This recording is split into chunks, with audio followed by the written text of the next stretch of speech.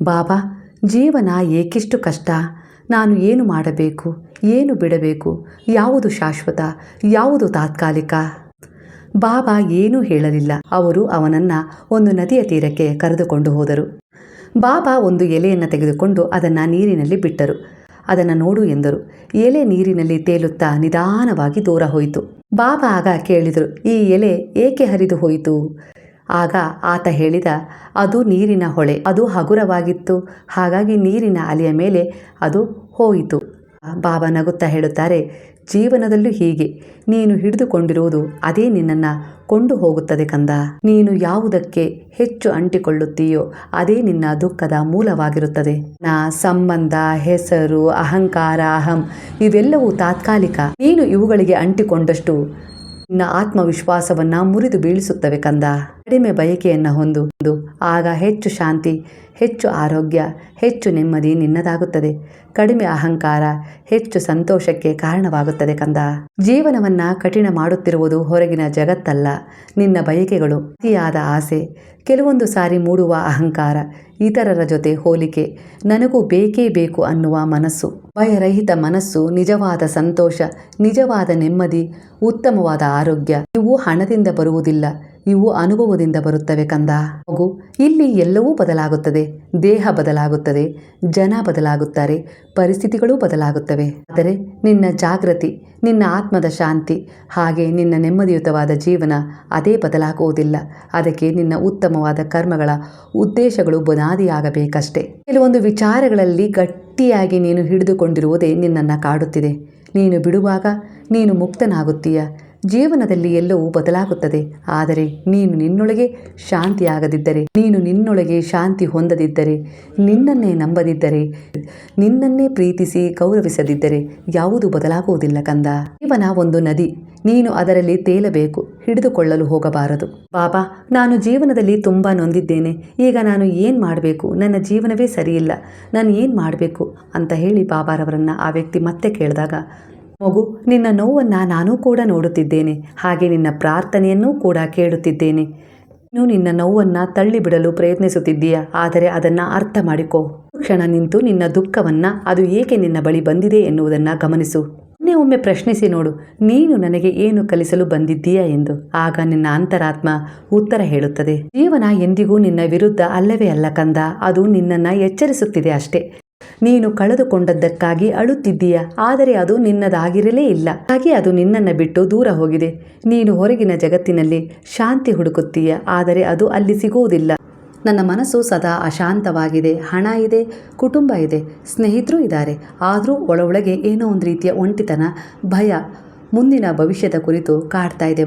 ಬಾಬಾ, ನನಗೆ ನಿಜವಾದ ಶಾಂತಿ ಬೇಕು, ನನಗೆ ಸಂತೋಷ ಬೇಕು. ನಾನು ಎಲ್ಲಿ ಹುಡುಕಬೇಕು? ಎಲ್ಲಿ ಹುಡುಕಿದರೆ ಅದು ನನಗೆ ಸಿಗುತ್ತೆ? ನೀವು ತುಂಬ ಜ್ಞಾನಿಗಳಲ್ಲ, ನೀವು ಹೇಳಿದರೆ ಖಂಡಿತ ಆ ದಾರಿ ನನಗೆ ಸಿಗುತ್ತೆ, ನೀವು ಹೇಳಿ ಅಂತ ಹೇಳಿ ಬಾಬಾರವರತ್ತ ಪೀಡಿಸ್ತಾನೆ. ಆಗ ಬಾಬಾ ನಿಧಾನವಾಗಿ ನಗುತ್ತಾ ಅವನ ಕೈಗೆ ಒಂದು ಕನ್ನಡಿಯನ್ನು ಕೊಡ್ತಾರೆ. ಕನ್ನಡಿ ನೋಡು, ಇದರಲ್ಲಿ ಏನು ಕಾಣ್ತಾ ಇದೆ? ಯುವಕ ನೋಡ್ತಾನೆ, ತನ್ನ ಮುಖವೇ ಮಾತ್ರ ಅದರಲ್ಲಿ ಕಾಣಿಸ್ತಾ ಇದೆ. ಅವನು ಗಾಬರಿ ಆಗ್ತಾನೆ. ಇದರಲ್ಲಿ ಏನಿದೆ ಬಾಬಾ? ನಾನು ನನ್ನನ್ನೇ ನೋಡುತ್ತಿದ್ದೇನಷ್ಟೇ. ನೀವು ಈ ಕನ್ನಡಿ ಕೊಟ್ಟ ತಕ್ಷಣ ನನಗೆ ತುಂಬ ಸಂತೋಷವಾಗಿತ್ತು. ಇದರಲ್ಲಿ ನಾನು ನೆಮ್ಮದಿ ಕಂಡುಕೊಳ್ಬೋದು ಅಂಥೇಳಿ ಅಂದ್ಕೊಂಡಿದ್ದೆ. ಆದರೆ ನೀವು ಮಾಯಾ ಕನ್ನಡಿ ಕೊಟ್ಟಿಲ್ಲ, ಇದ್ಯಾವುದೋ ನನ್ನ ಮುಖವನ್ನೇ ತೋರಿಸುವ ವಾಸ್ತವ ಕನ್ನಡಿಯನ್ನು ಕೊಟ್ಟಿದ್ದೀರಾ ಅಂಥೇಳಿ ಆ ಒಂದು ಶಿಷ್ಯ ಕೇಳ್ತಾನೆ. ಇದರಲ್ಲಿ ಏನಿದೆ ಬಾಬಾ? ನನ್ನನ್ನು ನಾನು ನೋಡ್ತಾ ಇದ್ದೀನಿ ಅಷ್ಟೇ ಅಂತ ಹೇಳಿ ಬಾಬಾರವರಿಗೆ ಮತ್ತೆ ಹೇಳ್ತಾನೆ. ಆಗ ಬಾಬಾರವರು ಮೃದುವಾಗಿ ಹೇಳ್ತಾರೆ, ನೀನು ಹೊರಗೆ ಹುಡುಕುತ್ತಿರುವುದನ್ನು ಮೊದಲು ನಿನ್ನೊಳಗೆ ನೋಡಲು ನೀನು ಭಯಪಡ್ತಾ ಇದೀಯಾ. ಹಾಗಾಗಿಯೇ ಇಂದಿನ ಕಾಲದಲ್ಲಿ ತುಂಬ ಜನರು ತುಂಬ ಒತ್ತಡದಲ್ಲಿದ್ದಾರೆ. ಜನರು ತುಂಬ ವ್ಯಸ್ತವಾಗಿದ್ದಾರೆ. ತಮ್ಮ ಕೆಲಸದಲ್ಲಿ, ಹಣದ ಹಿಂದೆ ಓಡುತ್ತಾ, ಕೆಲವು ಸಂಬಂಧಗಳಲ್ಲಿ, ಕೆಲವು ಮೋಹದ ವಿಚಾರಗಳಲ್ಲಿ, ಭೌತಿಕ ಸುಖಗಳಲ್ಲಿ. ಮಗು, ಆದರೆ ಒಂದು ಪ್ರಶ್ನೆ ಕೇಳೋಕೆ ಯಾರಿಗೂ ಕೂಡ ಸಮಯ ಇಲ್ಲ, ನಾನು ಯಾರು ಎಂದು. ತನ್ನನ್ನೇ ತಾನು ಯಾರು ಎಂದು ಕೇಳಲು ಮರೆತಿದ್ದಾನೆ, ಭಯಪಡುತ್ತಿದ್ದಾನೆ. ಮಗು, ನಿನ್ನದು ಮೂಲ ಸಮಸ್ಯೆ ಏನು ಗೊತ್ತಾ ಕಂದ? ನಿನ್ನ ಜೀವನದಲ್ಲಿ 3 ಭ್ರಮೆಗಳೊಂದಿಗೆ ನೀನು ಜೀವಿಸುತ್ತಿದ್ದೀಯ. ನನ್ನ ಸಂತೋಷ ಇತರರ ಕೈಯಲ್ಲಿ ಇದೆ ಎಂದುಕೊಂಡಿದ್ದೀಯ, ಹಾಗೆ ಹೆಚ್ಚು ಹಣ ಹೆಚ್ಚು ಶಾಂತಿಯನ್ನು ಕೊಡುತ್ತದೆ ಎಂದುಕೊಂಡಿದ್ದೀಯ. ಎಲ್ಲರೂ ಒಪ್ಪಿದರೆ ಮಾತ್ರ ನಾನು ಸರಿ ಅಂತ ಹೇಳಿ ನಿನ್ನನ್ನು ನೀನೇ ಒಂದು ಬಂಧನದಲ್ಲಿ, ಭ್ರಮೆಯಲ್ಲಿ ಸಿಕ್ಕಿಸಿಕೊಂಡಿದ್ದೀಯ. ಇವುಗಳೆಲ್ಲವೂ ಮನಸ್ಸಿನ ಮೋಸ ಕಂದ. ಮಗು, ಒಂದು ಚಿಕ್ಕ ಕತೆ ಹೇಳುತ್ತೇನೆ ಕೇಳು. ಒಬ್ಬ ವ್ಯಕ್ತಿ ತನ್ನ ಮನೆ ಮುಂದೆ ಹೂಗಿಡವನ್ನು ನೆಟ್ಟ. ಪ್ರತಿದಿನ ಅದು ಕೂಡ ನಿಧಾನವಾಗಿ ಬೆಳೆಯಲು ಶುರು ಮಾಡಿತು. ಆದರೆ ಅವನು ಕೋಪದಿಂದ ನೀರು ಹಾಕುತ್ತಿದ್ದ, ಇದು ಬೇಗ ಬೆಳೆಯಬೇಕು ಎಂದು. ಆ ಗಿಡ ಒಣಗಿಬಿಟ್ಟಿತು. ಅವನಿಗೆ ಅರ್ಥ ಆಯಿತು, ಪ್ರೀತಿ ಇಲ್ಲದೆ ಬೆಳವಣಿಗೆ ಸಾಧ್ಯವಿಲ್ಲ ಎಂದು. ಇಂದಿನ ಕಾಲಕ್ಕೆ ಈ ಸಂದೇಶ ಅರ್ಥಗರ್ಭಿತವಾಗಿದೆ ಅಲ್ಲವೇ ಕಂದ? ಮಗು, ನೀನು ಒತ್ತಡದಲ್ಲಿ ಇದ್ದೀಯಾ? ಯಾರಾದರೂ ನಿನ್ನನ್ನು ಅರ್ಥ ಮಾಡಿಕೊಳ್ಳುತ್ತಿಲ್ಲವೇ? ಜೀವನದಲ್ಲಿ ದಾರಿ ಕಾಣುತ್ತಿಲ್ಲವೇ? ಒಂದು ಕೆಲಸ ಮಾಡು ಕಂದ. ಒಂದು ಕ್ಷಣ ನಿಲ್ಲು. ಉಸಿರಿನ ಮೇಲೆ ನಿಯಂತ್ರಣ ತೆಗೆದುಕೋ. ನಿನ್ನ ಹೃದಯವನ್ನು ಕೇಳು. ನೀನು ಸ್ಪರ್ಧೆ ಮಾಡಬೇಡ, ಅನುಭವಿಸು. ನೀನು ಓಡಬೇಡ, ನಿಂತು ನೋಡುವುದನ್ನು ಕಲಿತುಕೋ. ನೀನು ಜೋರಾಗಿ ಕಿರುಚಿ ಮಾತನಾಡುವುದನ್ನು ಬಿಡು. ನೀನು ಮೌನವನ್ನು ಕಂಡುಕೋ. ನೀನು ಹುಡುಕಬೇಡ, ಅರಿತುಕೋ ಕಂದ. ನೀನು ಹುಡುಕುತ್ತಿರುವ ಪ್ರೀತಿ, ನೀನು ಹುಡುಕುತ್ತಿರುವ ಶಾಂತಿ, ನೀನು ಹುಡುಕುತ್ತಿರುವ ದೇವರು, ನೀನು ಹುಡುಕುತ್ತಿರುವ ಗುರುವಿನ ಅರಿವಿನ ಶಕ್ತಿ ಇವೆಲ್ಲವೂ ನಿನ್ನೊಳಗೆ ಇವೆ ಕಂದ. ಮಗು, ನೀನು ಹೊರಗಿನ ಶಬ್ದದಿಂದ ದೂರ ಹೋದಾಗ ಒಳಗಿನ ಶಬ್ದ ಕೇಳಿಸುತ್ತದೆ ಕಂದ. ಮಗು, ಭಯ ಇಲ್ಲ, ಸ್ಪರ್ಧೆ ಇಲ್ಲ, ನೋವು ಇಲ್ಲ. ನಿನ್ನೊಳಗೆ ನಿಜವಾದ ನೀನು ಇದ್ದೀಯ, ಅರ್ಥ ಮಾಡಿಕೊ ಮಗು. ಹಾಗಾಗಿ ಭೌತಿಕ ಮಾಯೆಯ ಹಿಂದೆ ಹೋಗುವುದನ್ನು ಬಿಟ್ಟು, ನೀನು ಎಲ್ಲರೆದುರಿಗೂ ಸರಿಯಾಗಬೇಕು ಎನ್ನುವ ಭಾವನೆಯನ್ನು ಬಿಟ್ಟು ನಿಜವಾದ ನಿನ್ನನ್ನು ನೀನು ಅರ್ಥ ಮಾಡಿಕೊಳ್ಳಲು ಪ್ರಯತ್ನ ಪಡು. ನಿನ್ನ ಕರ್ಮದ ಉದ್ದೇಶಗಳು ಒಳಿತಿನಿಂದ ಕೂಡಿದರೆ ಸಾಕು ಕಂದ. ನಾನು ನಿನ್ನನ್ನು ಮೆಚ್ಚಿಕೊಳ್ಳುತ್ತೇನೆ. ನಾನು ನಿನ್ನನ್ನು ಮೆಚ್ಚಿಕೊಂಡರೆ ಸಾಕಲ್ಲವೇ? ಇಲ್ಲವೇ ಈ ಜಗತ್ತಿನ ಜನರು ಕೂಡ ನಿನ್ನನ್ನು ಮೆಚ್ಚಿಕೊಳ್ಳಬೇಕೇ? ಅದು ಸಾಧ್ಯವಿಲ್ಲ ಕಂದ. ಜೀವನ ಒಂದು ಸಮಸ್ಯೆ ಅಲ್ಲವೇ ಅಲ್ಲ ಕಂದ, ಅದು ಒಂದು ಅನುಭವ. ನೀನು ಅದನ್ನು ಸರಿ ಮಾಡಲು ಬಯಸುತ್ತೀಯ, ಆದರೆ ಅದನ್ನು ಅನುಭವಿಸುವುದನ್ನೇ ಮರೆತು ಬಿಡುತ್ತೀಯ. ಹಾಗಾಗಿ ಎಲ್ಲದನ್ನು ನಾನೇ ಸರಿಪಡಿಸುತ್ತೇನೆ ಎನ್ನುವ ಅಹಂ ಬಿಟ್ಟು ಬಿಡು. ಅದನ್ನು ನಾನು ಅನುಭವಿಸೋಣ ಅನ್ನುವ ರೀತಿಯಲ್ಲಿ ನೀನು ಇಂದಿನ ಸುಖ, ಶಾಂತಿ, ನೆಮ್ಮದಿಯ ಕಡೆ ಗಮನ ಕೊಡು. ನಾಳೆಯ ಹಾಗೂ ಮುಂದಿನ ಜೀವನ, ಭವಿಷ್ಯದ ಕುರಿತು ನೀನು ಯೋಚಿಸುವುದು ಸೂಕ್ತ, ಆದರೆ ಅತಿಯಾದ ಒತ್ತಡ ಬೇಡ ಕಂದ. ಏಕೆಂದರೆ ಅದಾವುದೂ ನಿನ್ನ ಕೈಯಲ್ಲಿಲ್ಲ. ಇಂದಿನ ನಿನ್ನ ಕರ್ಮದ ಉದ್ದೇಶದ ಕೈಯಲ್ಲಿ ನಾಳೆಯ ಭವಿಷ್ಯವನ್ನು ರೂಪಿಸುತ್ತಿರುವ ನನ್ನ ಯೋಜನೆಯ ಭಾಗವಾಗಿದೆ ನಿನ್ನ ಜೀವನ. ಮರೆತು ಬಿಡಬೇಡ. ಹಾಗಾಗಿ ಕೆಲವು ಸಮಸ್ಯೆಗಳಿಗೆ ಪರಿಹಾರ ಹೊರಗೆಲ್ಲೋ ಹುಡುಕಬೇಡ, ಅವು ನಿನ್ನ ಮನಸ್ಸಿನಲ್ಲೇ ಇವೆ ಕಂದ. ನೀನು ಯೋಚಿಸುತ್ತಿರುವುದೇ ಒಂದು, ಆದರೆ ಅದು ಆಗುತ್ತಿರುವುದೇ ಒಂದು. ನೆನಪಿಡು. ಏಕೆಂದರೆ ನೀನು ಏನನ್ನು ಯೋಚಿಸುತ್ತಿದ್ದೀಯೋ ಅದೇ ನೀನಾಗುತ್ತಿದ್ದೀಯ. ಅದೇ ನಕಾರಾತ್ಮಕ. ಅಂದರೆ ನಕಾರಾತ್ಮಕತೆಯ ಕಡೆಗೆ ಹೆಚ್ಚು ಒಲವಿದೆ, ಹೆಚ್ಚು ನಂಬಿಕೆ ಇದೆ. ಅದೇ ಸಕಾರಾತ್ಮಕ, ನಿನ್ನದೇ ಆದ ಪ್ರಾರ್ಥನೆಯ ಯೋಜನೆಯ ಕಡೆ ಎಲ್ಲೋ ಒಂದು ರೀತಿಯಲ್ಲಿ ನಿನಗೆ ಸಂದೇಹವಿದೆ ಕಂದ. ಅದಕ್ಕಾಗಿಯೇ ನಿನ್ನ ಜೀವನದಲ್ಲಿ ಕೆಲವು ಅಡೆತಡೆಗಳು, ಕೆಲವು ದುಃಖ, ಮೋಸ, ವಂಚನೆ, ನಿಂದನೆ ಇವೆಲ್ಲವೂ ನಿನ್ನನ್ನು ಆವರಿಸಲು, ಅಂದರೆ ನಿನ್ನ ಕಡೆ ಆಕರ್ಷಣೆಯಾಗುತ್ತಿದೆ. ಏಕೆಂದರೆ ನೀನು ನಿನ್ನದೇ ಆದ ಭಕ್ತಿ, ನಿನ್ನದೇ ಆದ ಆತ್ಮವಿಶ್ವಾಸ, ನಿನ್ನ ಮೇಲೆ ಪ್ರೀತಿ, ನಿನ್ನ ಮೇಲೆ ಗೌರವವನ್ನು, ಅಂದರೆ ಸ್ವಮೌಲ್ಯವನ್ನು ಕಳೆದುಕೊಳ್ಳುತ್ತಿದ್ದೀಯ. ಅನುಮಾನ ಪಡುತ್ತಿದ್ದೀಯ. ಸಂದೇಹದ ದುರ್ಬಲತೆಗೆ ಜಾರಿಸುತ್ತಿದ್ದೀಯ. ಹಾಗೆಯೇ ನಿನ್ನ ಜೀವನದಲ್ಲಿ ನಿನ್ನ ಪ್ರಾರ್ಥನೆ ಕೆಲವು ಬಾರಿ ಅಡ್ಡಿ ಆತಂಕಗಳಿಂದ ಅಲ್ಲೇ ನಿಂತು ಬಿಡುತ್ತದೆ ಕಂದ, ನನ್ನನ್ನು ತಲುಪುವ ಮೊದಲೇ. ಹಾಗಾಗಿ ನನ್ನನ್ನು ತಲುಪುವ ಮೊದಲೇ ಆ ಪ್ರಾರ್ಥನೆ ಎಂದಿಗೂ ಸಾಯಬಾರದು. ಯಾವುದೇ ರೀತಿ ಒಂದು ನಕಾರಾತ್ಮಕ ಅಡ್ಡಿ ಆತಂಕಗಳಿಗೆ ಬಲಿಯಾಗಬಾರದೆಂದರೆ ನಿನ್ನಲ್ಲಿ ಸಂಪೂರ್ಣವಾದ ಶರಣಾಗತಿಯ ಭಕ್ತಿಯ ಭಾವ ಇರಬೇಕು. ಆ ಭಾವದ ಸಂಪರ್ಕಕ್ಕೆ ನಾನು ಬರುತ್ತೇನೆ ಕಂದ. ನನ್ನ ಮೇಲೆ ನಂಬಿಕೆ ಇಡು. ಸರಿಯಾದ ರೀತಿಯಲ್ಲಿ ನಿನ್ನ ಮೌಲ್ಯವನ್ನು ಅರಿತುಕೊಂಡು ಪ್ರಾರ್ಥಿಸು. ಖಂಡಿತ ನಿನ್ನ ಇಚ್ಛೆಯನ್ನು ನಾನು ಸ್ವಯಂ ಪೂರ್ಣಗೊಳಿಸಿಕೊಡುತ್ತೇನೆ. ಇದು ನನ್ನ ವಚನವಾಗಿದೆ. ನಿನ್ನ ಸಾಯಿಯ ಮೇಲೆ ನಂಬಿಕೆ ಇದ್ದರೆ ಇಂದಿನಿಂದಲೇ ನಿನ್ನ ಮನದಲ್ಲಿರುವ ಸಂಶಯವನ್ನು ದೂರ ಮಾಡು. ಅದನ್ನು ನಂಬಿಕೆ ಎನ್ನುವ ಅಸ್ತ್ರವಾಗಿಸಿ ದೃಢವಾದ ವಿಶ್ವಾಸದೊಂದಿಗೆ ಮುಂದೆ ಸಾಗು. ಇಲ್ಲಿ ಅಸಂಭವ ಎಂಬುದು ಯಾವುದೂ ಇಲ್ಲ ಕಂದ, ಎಲ್ಲವೂ ಸಂಭವ.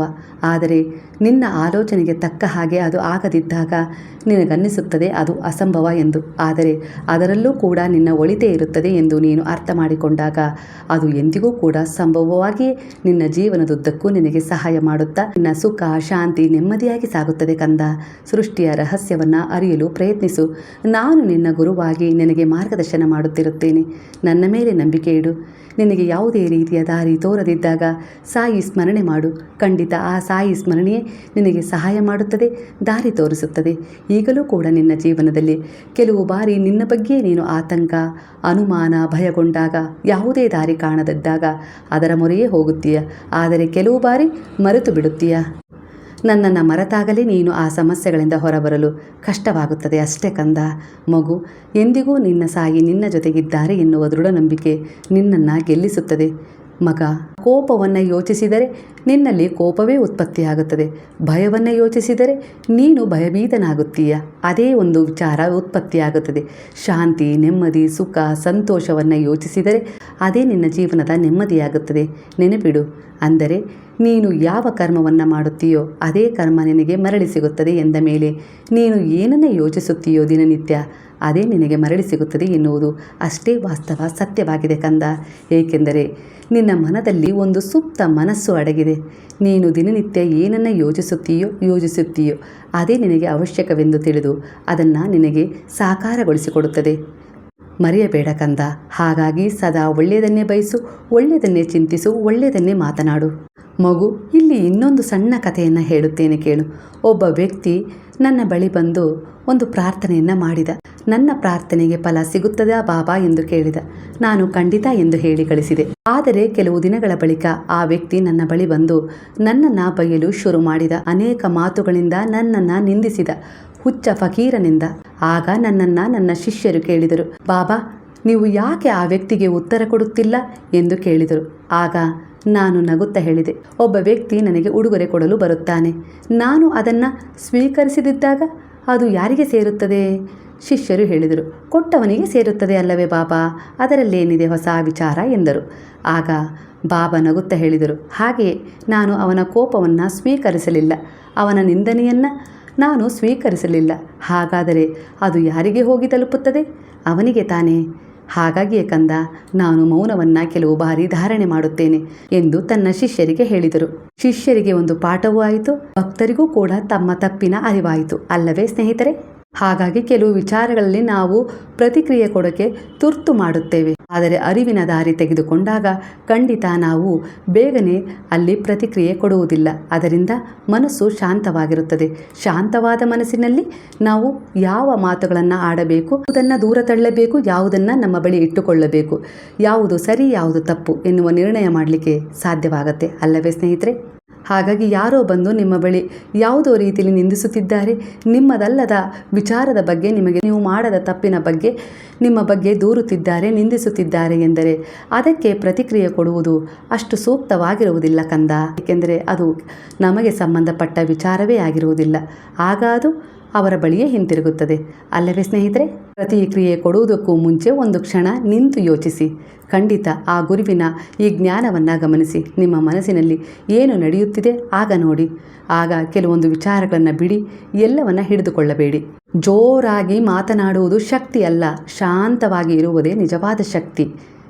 ಎಲ್ಲರನ್ನ ಗೆಲ್ಲುವುದು ಗೆಲುವಲ್ಲ, ನಿನ್ನ ಮನಸ್ಸನ್ನು ಗೆಲ್ಲುವುದೇ ದೊಡ್ಡ ಗೆಲುವು ಎನ್ನುತ್ತಾರೆ ಬಾಬಾ. ಹಾಗಾಗಿ ನಾವು ಹೊರಗಿನ ಜಗತ್ತನ್ನು ಬದಲಾಯಿಸಲು ಯತ್ನಿಸಿದಷ್ಟು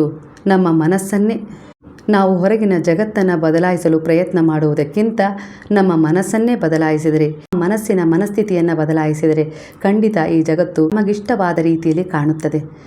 ನನ್ನ ಶಾಂತಿ ನನ್ನ ಕೈಯಲ್ಲಿದೆ, ನನ್ನ ಸಂತೋಷ ನನ್ನದೇ ಆದ ಆಯ್ಕೆಯಾಗಿದೆ ಅನ್ನುವ ರೀತಿಯಲ್ಲಿ ನಾವು ಶಾಂತವಾಗಿರಬೇಕು. ಜೀವನವೇ ಸುಂದರವಾಗುತ್ತಾ ಹೋಗುತ್ತದೆ. ಇದೆಲ್ಲದಕ್ಕೂ ತಾಳ್ಮೆ, ಸಂಯಮ ಬೇಕೇ ಬೇಕು. ಹಾಗಾಗಿ ಬಾಬಾ ಹೇಳಿದ್ದರು, ಶ್ರದ್ಧಾ ಸಬೂರಿಯಿಂದ ನಡೆದುಕೋ ಕಂದ. ಒಳ್ಳೆಯದನ್ನೇ ಯೋಚಿಸು, ಒಳ್ಳೆಯದನ್ನೇ ಮಾಡು, ಒಳ್ಳೆಯದನ್ನೇ ಮಾತನಾಡು, ಆಗ ನಿನ್ನ ಬಳಿ ಅದೇ ಆಕರ್ಷಣೆಯಾಗುತ್ತದೆ ಎಂದು. ಅವರ ಮಾತು ಎಷ್ಟು ಅರ್ಥಗರ್ಭಿತವಲ್ಲವೇ? ಅವರ ಉಪದೇಶಗಳು ಸರಳವಾಗಿದ್ದವು, ಆದರೆ ಜನರ ಮನ ಮುಟ್ಟುವ ಹಾಗಿದ್ದವು. ವಾಸ್ತವ ಸತ್ಯವನ್ನು ಅರ್ಥ ಮಾಡಿಕೋ ಅಂತ ಹೇಳ್ತಾ ಇದ್ದಾರೆ ಇಲ್ಲಿ ಬಾಬಾ. ಈಗಿನ ಜೀವನಕ್ಕೆ ನೀನೇ ಕಾರಣ. ಇವತ್ತು ನೀನು ದುಃಖದಲ್ಲಿದ್ದರೆ ಅದಕ್ಕೆ ಜಗತ್ತು ಕಾರಣ ಅಲ್ಲ, ನಿನ್ನ ಯೋಜನೆಗಳು ಕಾರಣ. ಮನಸ್ಸನ್ನು ನಿಯಂತ್ರಿಸು. ನಿನ್ನ ಮನಸ್ಸು ನಿನ್ನ ಗೆಳೆಯನೂ ಆಗಬಹುದು, ನಿನ್ನ ಶತ್ರುವೂ ಆಗಬಹುದು. ಅದರ ಬಗ್ಗೆ ಅರಿವಿರಲಿ. ನೀನು ಅದನ್ನು ನಿಯಂತ್ರಿಸಿದರೆ ಅದು ನಿನ್ನನ್ನು ಗೆಲ್ಲುತ್ತದೆ ಮಗು. ಅದು ನಿನ್ನನ್ನು ನಿಯಂತ್ರಿಸಿದರೆ ಅದು ನಿನ್ನನ್ನು ಕೆಳಕ್ಕೆ ಎಳೆಯುತ್ತದೆ. ನೀನು ಹಿಡಿದುಕೊಂಡಿರುವುದೇ ನಿನ್ನ ನೋವು, ಹಳೆಯ ನೆನಪುಗಳು, ಕೋಪ, ನಿರೀಕ್ಷೆಗಳು ಇವೆಲ್ಲವನ್ನು ಬಿಟ್ಟು ಬಿಡು ಕಂದ. ಆಗ ನಿನಗೆ ಸ್ವತಂತ್ರ ಸಿಗುತ್ತದೆ. ಪ್ರತಿಕ್ರಿಯೆ ಅಲ್ಲ, ಪ್ರತಿಸ್ಪಂದನೆ. ಯಾರಾದರೂ ನಿನ್ನನ್ನು ನೋಯಿಸಿದರೆ ತಕ್ಷಣ ಪ್ರತಿಕ್ರಿಯೆ ಕೊಡಬೇಡ. ಒಂದು ಕ್ಷಣ ನಿಂತು ಯೋಚಿಸು, ನಂತರ ಪ್ರತಿಸ್ಪಂದಿಸು. ಇದೇ ಜ್ಞಾನ, ಇದೇ ಶಕ್ತಿ.